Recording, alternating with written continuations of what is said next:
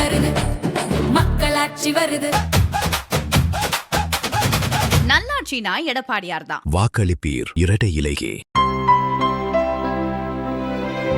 இனிமே கண்ணை மூடிட்டு கடலை எண்ணெய் வாங்கலாம். ஏன்னா மந்த்ரா கடலை எண்ணெய் இதயத்தின் தயாரிப்பு. வறுக்க பொரிக்க ஏன் எல்லா சமையலுக்கும் மந்த்ரா தான். மந்த்ரா கடலை எண்ணெய், அபார ருசி, ஆரோக்கியமான உடல் நலம். ஈரான் அமெரிக்கா போர் காரணமாக மத்திய கிழக்கு நாடுகளில் பதற்றமான சூழல் நிலவியது. ஈரான் கட்டுப்பாட்டில் உள்ள ஹார்முஸ் ஜலசந்தியை அந்நாட்டு அரசு மூடியது. அந்த வழியாக சரக்கு கப்பல்கள் கடக்க சிக்கல் ஏற்பட்டது. இதனால் இந்தியா உட்பட பல்வேறு நாடுகளுக்கான கச்சா எண்ணெய், கேஸ் சப்ளை பாதிக்கப்பட்டுள்ளது. இதற்கிடையே ஈரானுடன் மத்திய அரசு பேச்சு நடத்தி நமக்கான எரிபொருள் சப்ளை பாதிக்கப்படாமல் நடவடிக்கை எடுத்தது. மேலும் சில நாடுகளிடமிருந்து எரிபொருள் வாங்கி நமக்கான தேவையை பூர்த்தி செய்ய நடவடிக்கை எடுக்கப்பட்டுள்ளது.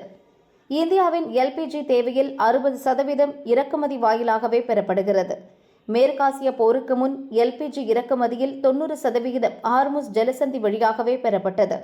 தற்பொழுது கப்பல்களுக்கு தடை மற்றும் வேறு இடங்களில் கொள்முதலால் இது 55% குறைந்துள்ளது. இந்நிலையில் சமையல் கேஸ் சிலிண்டர் விநியோக தொடர் சீராக 3 முதல் 4 ஆண்டுகள் ஆகலாம் என்கின்றனர் மூத்த அரசு அதிகாரிகள். மேற்காசிய போர் சூழலால் நாட்டின் எல்பிஜி விநியோக தொடரில் தாக்கம் ஏற்பட்டுள்ளது.